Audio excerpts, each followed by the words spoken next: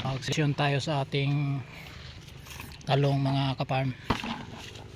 Yung talong natin, ito ay hindi po na isprayan.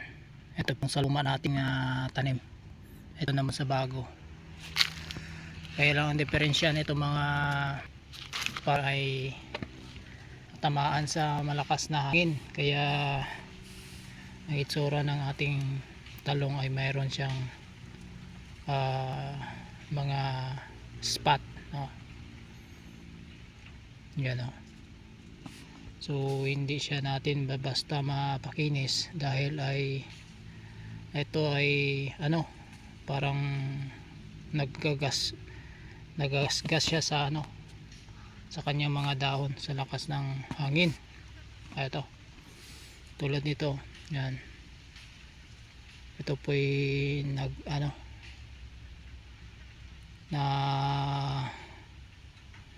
sa kanyang mga dahon. Ito maganda naman.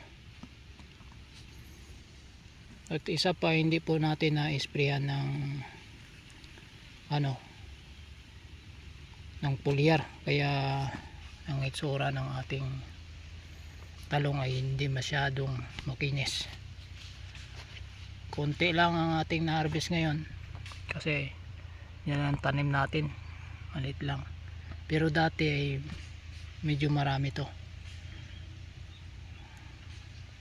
Ngayon konti lang talaga, nasa 400 ka puno lang yung natanim natin, hindi pa nga umabot. Kaya sa sunod ay magtanim po tayo ng marami. Ito maganda, yan.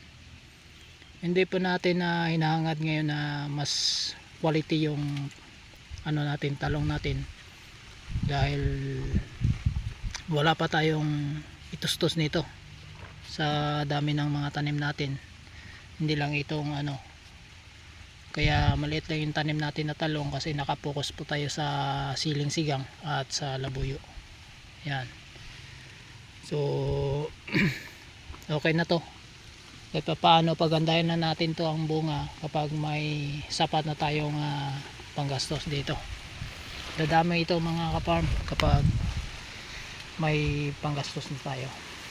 Kulang lang ito sa mga vitamina para gumanda. Ito yung hinahangad natin, yung mga sizes. Ito, ganitong size sana yung makukuha natin, mahigit pa nito. Kaya okay na din to pasimula mga kaparm sa ating bunga ng ating talong. By next year baka makapadami po tayo. Okay, hanggang dyan lang yung ating video. Salamat po sa panonood. Paki-share naman.